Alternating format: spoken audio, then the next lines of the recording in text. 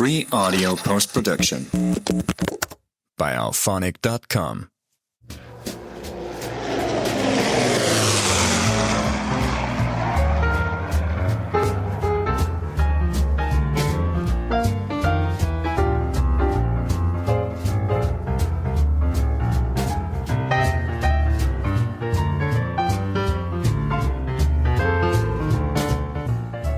Welcome to Nevermind the Dambusters, the podcast that goes beyond the myths, the movies and the legends of RAF Bomber Command. I'm Jane Gulliford-Lowes and I'm joined, as always, by my co-host James Jeffries. Together we uncover the untold stories, the hard choices and the moral complexities behind one of the most powerful and most controversial air forces of the Second World War. This is not just a tale of aircraft and missions, but of politics, people, and a legacy that still provokes debate today. We also highlight new perspectives on resistance, survival, and the consequences of war. Today, we're tackling a dark and often overlooked chapter. The murder of downed Allied airmen is a story of tragedy and brutality, but also one that raises profound questions about justice, propaganda, and the boundaries of human behaviour in wartime. So join us as we navigate the turbulent skies of history and reveal why the story of Bomber Command is far more complex and fascinating than legend suggests. Before I introduce our guest today, James, how are you? I'm good, thank you. Yeah, I'm really deep into writing at the moment. So, it's one of those things, isn't it? You write a book, and especially with Augsburg, I'm finding some really, really interesting stuff, and I want to share it, but you can't just yet, can you? You know, you're still in that process, and you want to try and hide it and everything. But how are you, Jane? I'm good, thank you. Yeah, I'm shattered, to be honest. Just been working hard, had a lot on. By the time this episode goes out, I will have disgraced myself at the We Have Ways festival down at Silverstone. For those of you who weren't able to attend, I'm actually was taking part in the mastermind competition on the Friday evening. So yeah, probably the least about that, the better. Anyway, what I do want to mention is a wonderful email that we've had from listener Daniel Kember in California. Daniel is an airline pilot. Hello, Daniel. Originally from the UK, but been in the States a very long time. I'd just like to share with you a little bit of what Daniel has said in this email. My family has some connections with the war effort in England, though not necessarily with Bomber Command directly, or maybe more than I thought. My great-uncle was Rear Admiral Godfrey Place, VC, who captained the midget submarine X7 as part of the operation to sink the battleship Tirpitz, then becoming a prisoner of war. During my last visit to Duxford, which we've been talking about Duxford last week, I was astonished to find that a piece of X7 is on display. Touching that piece of history was the first time I felt a personal connection with his story and with history. This gave me a real desire to try and understand my family's history in England. My grandfather, Les Buckler, built Merlin engines during the war, going on to work with Frank Whittle. And my grandmother was a nurse in London throughout the Blitz and beyond. The more I learn about them, the more I look forward to trying to retrace a few of their steps as much as I can. I bring all of the above up as not much has been said within my family about these experiences and stories. Your podcast and the way you and James tell stories and acknowledge the people behind the events has inspired me to try and retrace and discover my own family's stories. Isn't that wonderful? That's incredible. That's what amazing. A sort of collection of relatives. The background for listeners who aren't perhaps familiar with the story of Godfrey Place. Godfrey Place won the Victoria Cross in 1943 when, as a 22-year-old lieutenant, 22, he captained the midget submarine X7 during a daring attack on the battleship Tirpitz, the most important unit of the German fleet. X7 and its sort of sister mini-sub successfully exploded 4 charges underneath the Tirpitz as she lay at anchor in the Kafjord in Norway, causing severe damage and rendering her unfit for sea until April 1944. I have to say that Above Us the Waves is one of my favourite books and films from the Second World War, and that really sort of tells the story. But yeah, that's just incredible, isn't it? You just never know who's out there and what their connections are to these really important stories in history. So thanks so much for sending that in, Daniel, and best of luck with your own research. So today we are absolutely delighted to be joined by Thomas Rost, a German historian based in Hamburg. Thomas works in broadcasting for the German equivalent of the BBC, the ARD, and spends lots of his free time doing reading and archival research of aviation-related topics and doing voluntary work at the Hamburg Historical Society. Now, when Thomas first approached us about doing an episode, we had difficulty deciding exactly what to discuss today. The experiences of the city and the people of Hamburg during the Second World War under Allied bombing is truly an absolutely enormous topic. So welcome to Never Mind the Dambusters, Thomas. Thank you for having me on the show. So today we're going to be focusing on the murder of Allied airmen. These are airmen that have been shot down or crashed for whatever reason and who came in contact with German authorities and ordinary German civilians. Thomas, how did you first get involved with the topic and why did you find it so compelling? First time I got in touch with this topic was probably at my grandmother's kitchen table having lunch as a child and asking her questions about World War II. She told me stories, or she told one story of an American pilot who got shot by a local policeman and was later hanged by the Allies. But she had no real detailed information. She wasn't present there, just one of those stories you tell. Later, after finishing my military service and starting to study history, I remembered this incident, wanted to know more about it, and slowly but steadily gathered information, read literature, and learned that there were more of these incidents in the neighboring towns and the neighboring regions of my hometown, which is near Frankfurt. Some known, but mostly they were unknown. So, as you said, there were several recorded instances of airmen being murdered and in some cases lynched.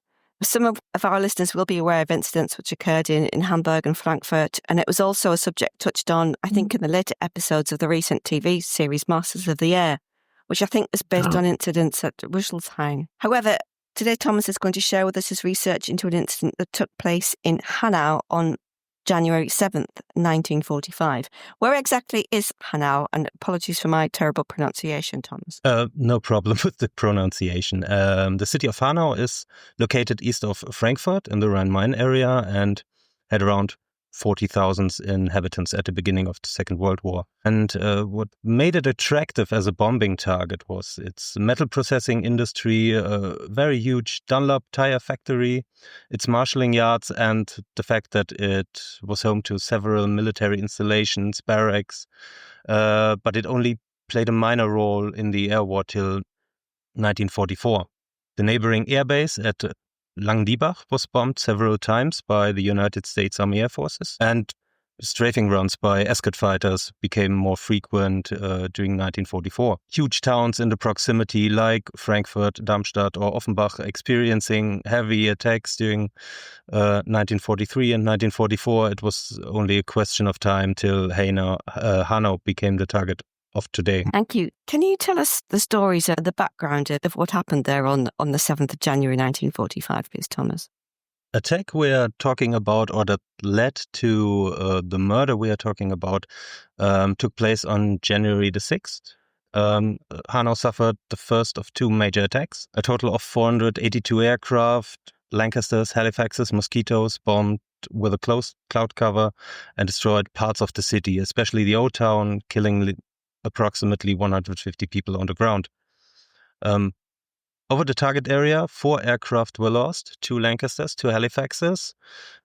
Not known if they were lost to flak or for a fighter, but we know that 2 aircraft collided, and one of them was most probably Lancaster KB821 from 431 Squadron, Royal Canadian Air Force Squadron, and only one crew member of this aircraft bailed out and parachuted down to Earth. Well, after this attack, after this raid, what happens in Great Britain is at the base is relatively normal. The people got used to during the war, during the air war, and there's all this bureaucracy with sending information, telegrams, to the relatives, and getting stuff done without really knowing what happened on the ground. And with the end of the war, several organizations like the Missing Research and Inquiry Units, Grave Concentration Units, and war crime investigation teams by the Allies started moving forward in the back of the front and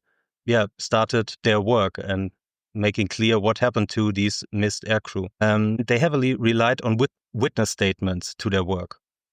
And in April 1945, a private named Reinhold Stallenbach of the Grenadier Replacement Battalion 36 that was stationed in Hanau during the January attack stated that a downed American officer was brought into their barracks on the day after the raid and later escorted into the nearby woods by 2 German officers, which he described as bloodhounds. And later they returned to the barracks without the American officer. This made Mr. Steinbach believe that they shot the airmen. After the Allies received this message, nothing happens first. You have to imagine that these kind of statements were very frequent after the war, and many people try to accuse each other mating. As far as I know, nothing happens after this first message is received by the American and the British authorities. It takes till June 1946 till another person named Jakob Hoffmann claims that 2 officers of his battalion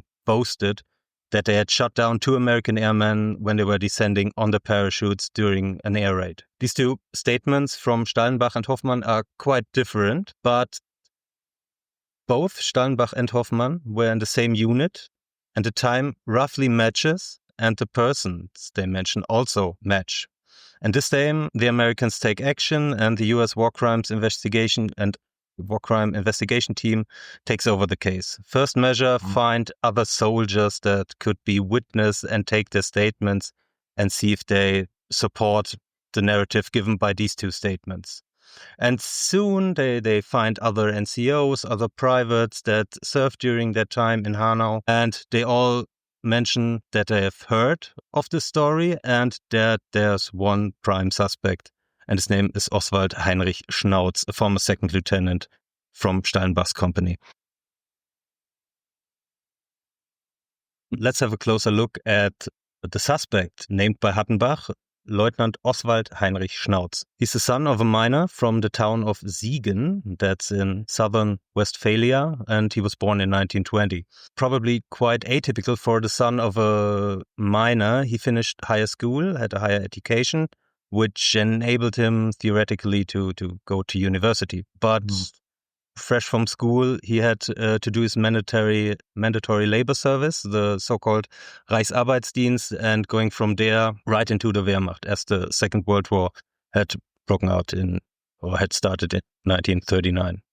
And he became a simple infantry soldier. He was posted to France and later saw action on the Eastern Front, wounded multiple times, spent some time to train replacement recruits in a replacement battalion and steadily rose in the ranks, became a sergeant and even managed to become an officer in 1943. He got into action again, and after D-Day he was wounded again quite seriously, and after that he was posted again to a replacement battalion, doing training with new recruits, and that replacement battalion was stationed at Friedberg, that's close to Frankfurt am Main, and moved to the city of Hanau in December 1944. And therefore, it matches the statements of his comrades that Mr. Schnauz was in Hanau during that time. Just a few remarks on what became of him after the war. After the war, he evaded becoming a POW, worked as an auxiliary policeman and later for the criminal police in his hometown of Siegen. After a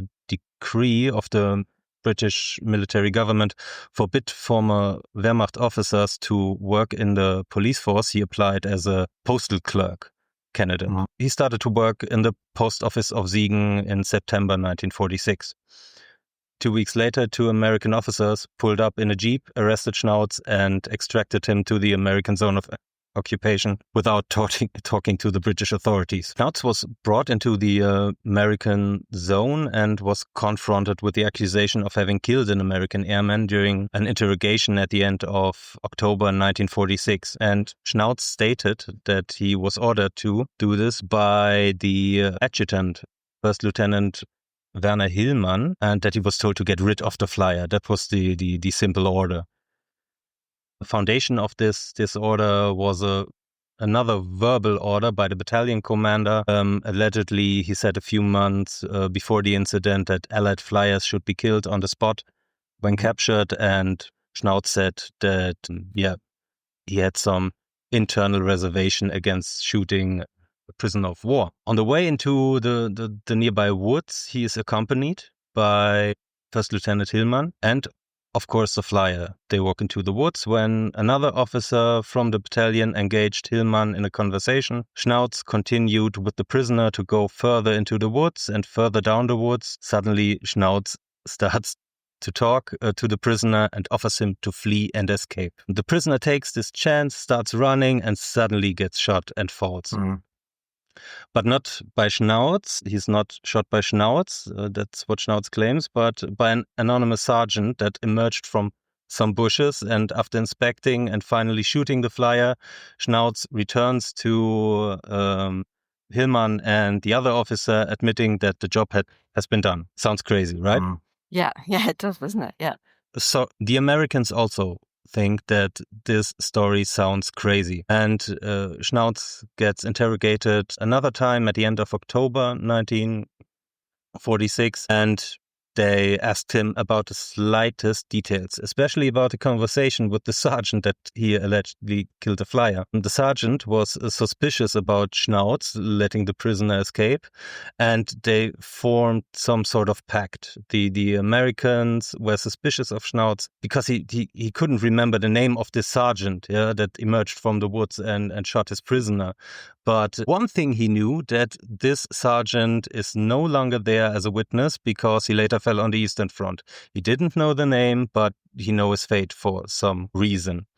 And just like the adjutant Hillman, who was missing also on the Eastern Front, he admitted that the flyer wore a bracelet that read RAF. Oh, right. So he wasn't American. Yeah. Yes, so the Americans get a little bit confused because everyone till that time, or there were different witness statements. Some saying it was a flyer, don't know which nationality. Some say he was American, some say he was Royal Air Force. And therefore they try to locate the grave. Schnauz is brought to Hanau. He's present during inspections of the crime or the alleged crime scene, and he's taken to the woods to locate the grave of the unknown flyer without success. Area has been cleared and bulldozed. The people of Hanau needed wood to fire their ovens in the winter, and that whole area was cleared and there was rubble brought in there from the destroyed town, so it wasn't possible anymore to locate the grave. Or the grave, Schnauz said that would be somewhere out there. In November 46, Lieutenant Schnauz or the former Lieutenant Schnauz is transferred to the former concentration camp at Dachau near Munich, which is now war criminal internment camp of the American zone. And this is also the place where the Americans conduct their minor war crime trials, which are half of them, about, I think, 400 of these trials were held in cities in the American zone, mostly Dachau, and half of them was flyer trials with people lynching and killing Allied flyers. But we'll probably talk about that later. The main point of the whole thing is the Americans really can't pin down Schnauz. They have no body. They have no clear statements that... And they have no witnesses, and it's a problem for them to conduct a trial. And finally, Schnauz gets released in April 47 and returns to the post office at his hometown of Siegen. It was not really communicated why the Americans released him, as far as it is documented in the British files that I was inspecting. But all the witness statements underlined that it was probably an RAF flyer that was shot down. So the next step is that the British authorities take over. The War Crimes Group of the British Army of the Rhine takes the investigations from the Americans, since the victim has to be some sort of Commonwealth soldier. Don't know if it's Canadian or English, thought to be American. Yeah, they just started investigating in that, because it made all sense. After the raid, after all this happened, was an English one. The investigation work is soonly passed over to the field investigation in May 47, and they also handed over all the witness testimonials by the Americans. So they quickly identify three main suspects, or the three people they expect the most from. There's Schnauz as the probable shooter, even if he has a crazy story that someone else shot the flyer. There's the adjutant, Hillman, who's supposedly missing on the Eastern Front and cannot be found, and the battalion commander, Major Georg Brack. The English start gathering information and try to clear the identity of the airman, but are not successful. Of course, they have lost several aircraft in that raid, but they cannot pin down who could have been the victim. Schnauz gets arrested again by the British. This time again, directly from his workplace in the post office by a British officer, bringing him to the town of Minden for interrogation. And in November 1947, he's transferred to Hamburg-Fischbeck War Criminal Holding Center number 2. There he again makes a detailed statement at the end of December 1947, and he's not changing his story. He sticks to the facts that he has told multiple times now. And finally, in January, the British War Crimes Group closes the file. Soldiers involved seem a little bit surprised by this measure because they seem to have maybe a breakthrough at some sort. But in January 1948, Schnauz was released from the War Criminal Holding Center again and was a free man again. 2 months later, the Missing Research and Inquiry Service searched the area and found some Canadian graves in the neighboring town, but they did not find the wreckage of the airplane KB821. They just found bodies of dead Canadians that were buried there. I think they found 4 bodies altogether, which they could identify, but there were still 3 bodies missing. So that's it for the moment. You can think now. The Americans did not conduct or they did not get enough material to try for a trial. The British closed the file and stopped investigation. What else can happen now? And it takes almost 2 years till this whole thing gets caught up again. 1950, in the May of 1950, a woman named Hildegard Pohlmann and her husband were caught entering illegally from the Soviet zone of occupation to the American zone. They are held prison, and because they may be suspected of being spies from the Soviets, it's the time of the Cold War emerging. Yeah. And the Germans were not the main enemy anymore. They were red and they were Soviets. The Americans, the counterintelligence corps, had a closer look at Mrs. Pohlmann and her husband. And she doesn't, as natural as everybody, she doesn't like to be held in prison. And to come out of her misery, she offers the Americans a deal. The name of a former boyfriend and father of a illegitimate child who has shot an American flyer. So, can you two guess the name? Yeah. Oh man, Schultz. It's Oswald Schnauz again. The Americans are initially a little bit skeptic and ask for proof, and Pohlmann tells them that she knows the whereabouts of the identification bracelet of the flyer. Oswald Schnauz had given it to her while on leave to the town of Butzbach, which is also near Frankfurt, where Pohlmann lived with a landlady in the March of 1945.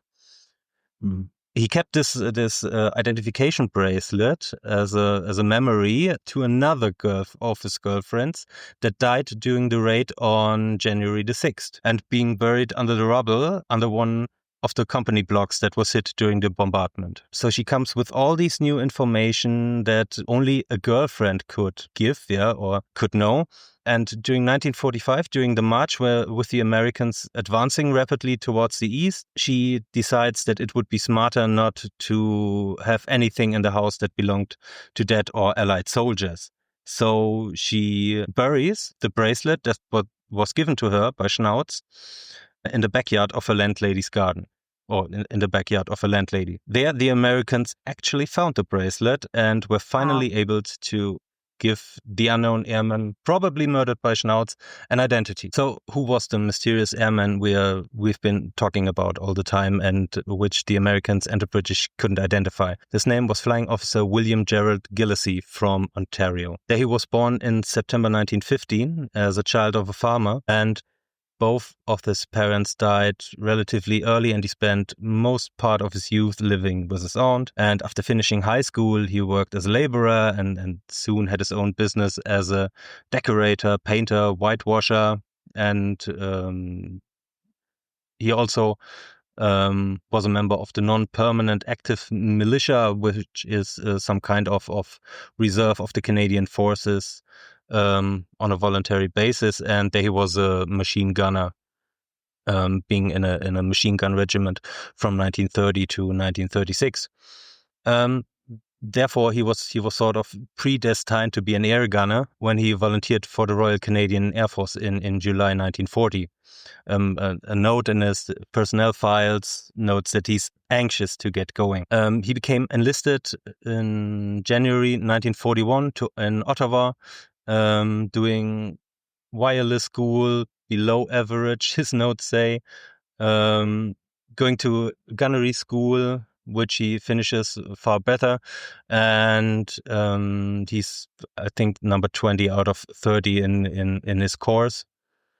At the beginning of summer 1940, he's transferred to the UK, posted to an operational training unit, and after finishing that, he joins number 75 Squadron, flying Vickers Wellingtons for active duty and combat flying. I don't know what happened, but he only, as far as, I don't have a logbook on him, I only reconstructed his career by looking at a personnel file, with is sometimes a little bit sketchy and not as detailed as I hoped. But he flew 17 operational sorties on the Wellington, and then the whole unit, 75 Squadron, should do a conversion to short Stirlings in 1943. But he did not return to active combat flying, but became a gunning instructor in these conversion units. So it's so he has far more non-operational hours than operational hours. Yeah, he continues being a gunning instructor, finishing his tour, coming back to Canada in 1944, where he marries his girlfriend on July 22nd in Osgood, Ontario, while on the extended leave after the first tour. But he decides to go back to the UK for another tour, but not as a gunning instructor, as far as I know. Got a promotion to flying officer and started flying with Lancasters in 431 Squadron. Hanau was, as far as I could see in the files, his fifth operational sortie of his second tour of duty, and it was the last one for him. The American counterintelligence corps that had interrogated Mrs. Pohlmann started gathering information on the case again. But since the United States and Great Britain had discontinued their war crimes programs, the Federal Republic of Germany had been funded in the West, the case was handed over to the German authorities. And finally, they pressed manslaughter charges against Oswald Schnauz and constituted a trial at a district court of Hanau. So it finally comes to the trial, but there's one important information we have to consider before going into that trial. Oswald Schnauz wasn't working in the postal service anymore. Why? Because he was dismissed from his service in the second half of 1948 after he was found guilty of forgery, theft, fraud while in service of the German Reichspost, and he had to go to jail for 8 months. What had he done? Schnauz had stolen a blank savings book, forged a made-up name in it, and withdrew money with it from other post offices. This, came to an internal investigation. Where's this blank savings book? It must be somewhere. During these internal investigations, he blamed his co-workers of stealing the savings book. And he was finally found guilty during these internal investigations after his handwriting was examined closer. With this incident, they took a closer look at the papers from his application. And it showed that when he applied for the postal service, that he said that he was discharged from the army at the beginning of 1944. After all his woundings, he wasn't fit for combat anymore, and he tried to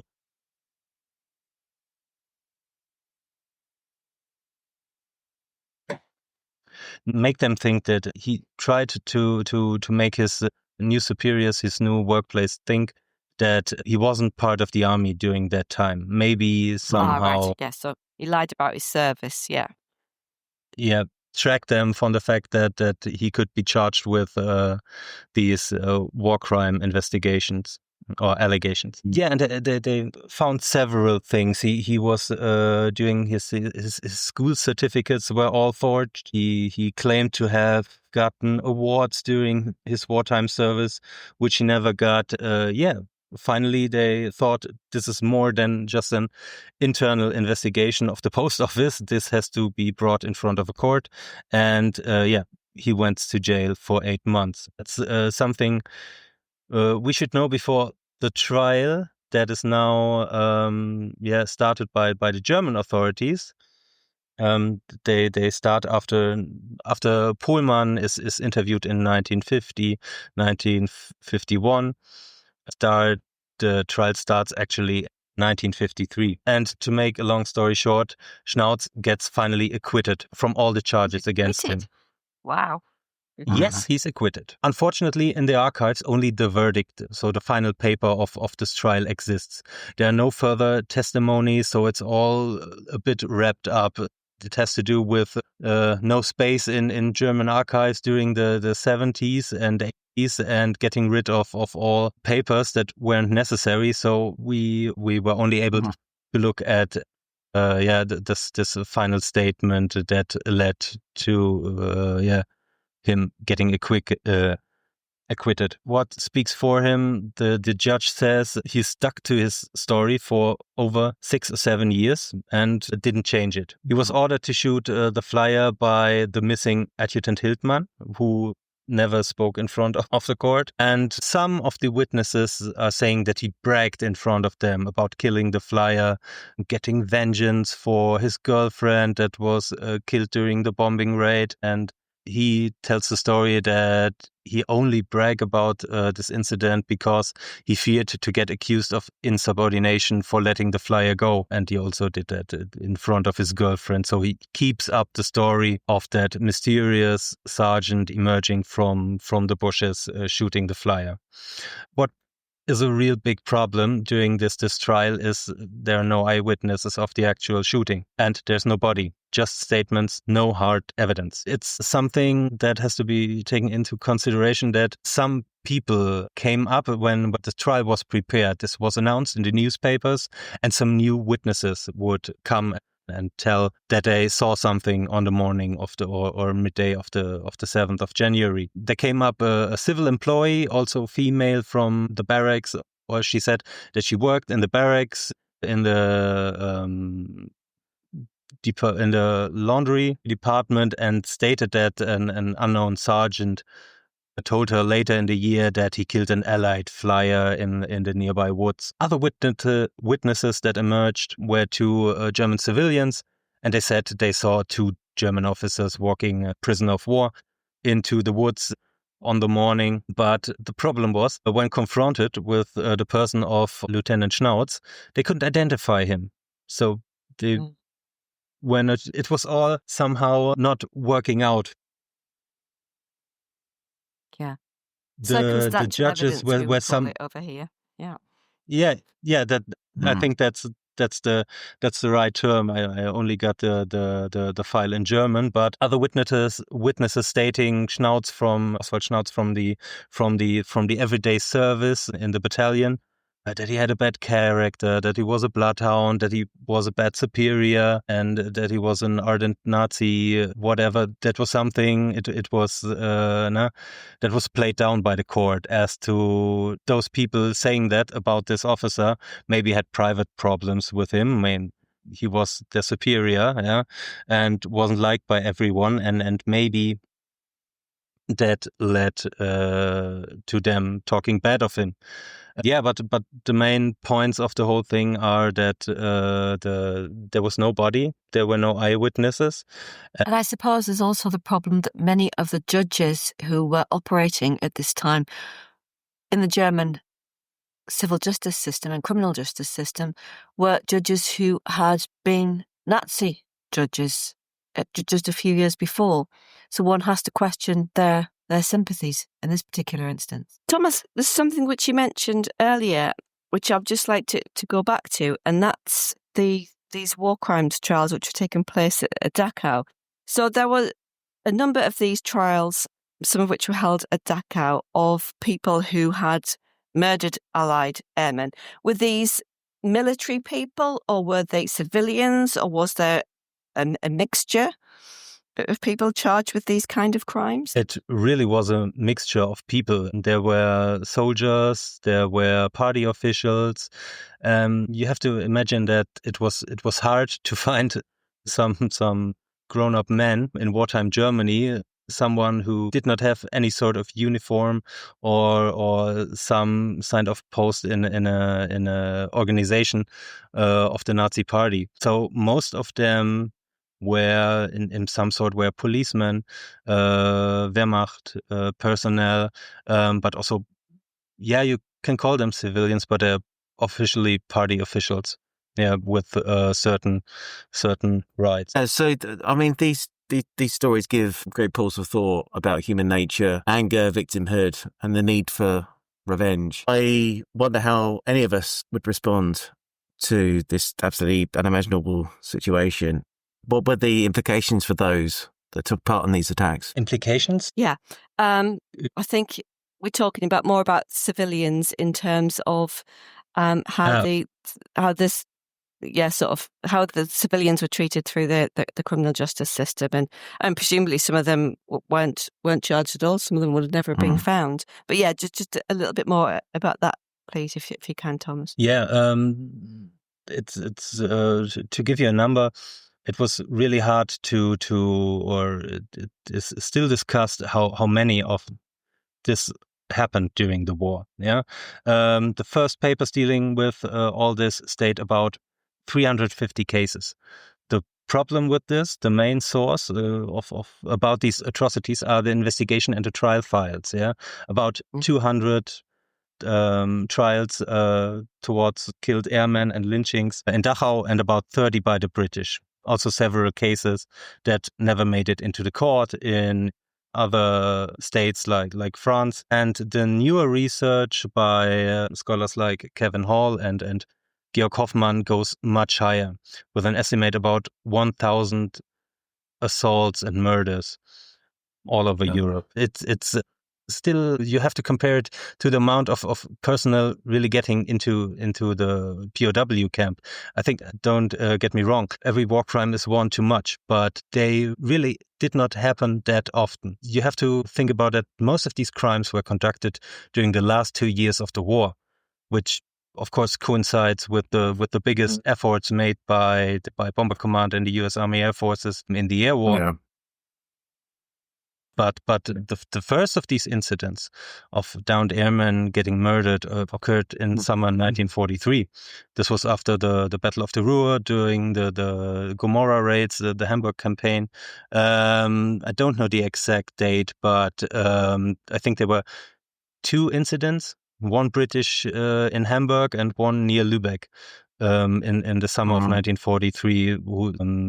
Those were the first cases. Germans maybe couldn't handle the total war that Minister of Propaganda Joseph Goebbels declared in 1943, following this devastating series of raids I already mentioned that couldn't be stopped by the propaganda ministry. They started to escalate.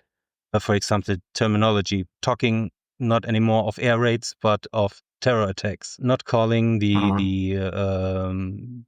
calling them British airmen, Air Force personnel, whatever, but calling them Luftgangster, air gangster, child murderers, or spreading lies about them in the newspapers of the crews getting drafted directly from the mob in Chicago and from prison, make them not normal soldiers anymore. And what comes to all this is that the Nazi Party, not only the propaganda, but also other institutions involved, tried to justify or legitimize the violence against airmen without a direct order to do so. So it's hard to find an order that says every airman descending on a parachute, British, American, has to be killed on the spot. You probably won't find that. Yeah, there's always a yes, maybe, but only if he just has conducted a strafing run on civilian infrastructure or whatever. It really was a whole campaign to make this whole thing escalate by its own. There were further orders that were passed down to local party officials, but only orally to a certain point, yeah. And after May 1944, the number of cases and killed airmen is rising very much till the end of the war. I was just thinking about whether there'd been sort of any similar responses by British civilians to downed Luftwaffe crews, particularly in the early stages of the war and during the Blitz. But I wasn't able to find anything. Again, it's something that I don't think you can generalize about, is it, as to how someone is going to react in these circumstances when confronted with, whether it's a Luftwaffe or an RAF or US Air Force personnel member who's, suddenly turns up in their back garden or in the woods next to the house or whatever, and you've just suffered, a very severe bombing raid. How would you react? You may have lost family, friends, etc. I think it's a very individual, personal thing, isn't it, as to how you would respond. I know certainly that the research that I've done into the very beginning of the war and the early bombing raids on Britain, in my local area, there were instances of Luftwaffe aircrew crashing and being killed here. And the local women interviewed in the local newspapers was sort of quite sympathetic, saying, well, there's still someone's son, etc. And but I suspect as the war went on, quite a few people would have felt differently about that. But I certainly couldn't find any documented instances of similar attacks in the UK. But again, it's a whole different sort of cultural and it's just a completely different society, isn't it? You can't really compare the two. I also want to mention a chap called Andy Andrews. Andy was a 10 squadron wireless operator, just like my Uncle Jack. And he served 1944 to 1945. I think he was shot down by memory. I think it was his 10th operation. And he and his crew managed to bail out. And I think they had quite a rough time sort of being interrogated and what have you initially. And they were going to be taken to a concentration camp, I think, but the local Luftwaffe intervened and made sure they were taken to POW camp. But on the way there, Andy recalls they actually saw, hanging from a lamppost or a tree, whatever, the body of a downed airman who'd been lynched. And that's something which really, really stuck with him. Despite all the other horrors that he encountered, that was something that really stuck with him. These the term lynching is somehow, you always think of a mob that starts with torches and forks and dragging someone to the next lamppost. It happened. It definitely happened. You already mentioned the incident at Rüsselsheim, where really a mob that was just bombed the other night almost killed, or they killed 6 of an American bomber crew and injured 2. And it happened, definitely. But the Nazi propaganda wanted or wanted to make it look like this was common, yeah. And this happened every day. But actually, it didn't happen that often, and it often involved not civilians, angry civilians doing some kind of vengeance, but involved some sort of party official who, said, let's go, policeman, Wehrmacht, whatever. Yeah, that's really interesting, isn't it?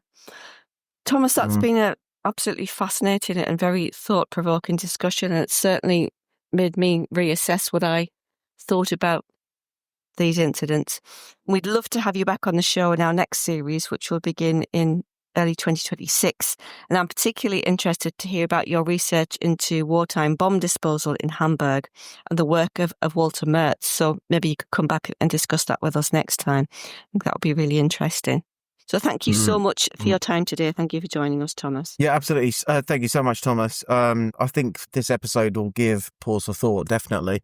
And if you've enjoyed this podcast, one of the best ways you can support us is by leaving a quick rating or review on your favorite podcast app. It only takes a minute, but it really does make a massive difference and helps people discover Never Mind the Dambusters. If you would like to go a step further, you can keep the show going for as little as £2.40 or $3 a month. Your support keeps us on the air. You'll find the link in the show notes at nevermindthedambusters.buzzsprout.com. You'll also would also love to hear from you. Join the discussion in our Facebook group or connect with us via social media. Thank you so much again for listening. We'll be back soon with more untold stories and fresh perspectives on the world of RAF Bomber Command. Until then, thank you so much for listening. Take care and goodbye. Thank you for listening, everyone. See you again soon. Thank you. Bye.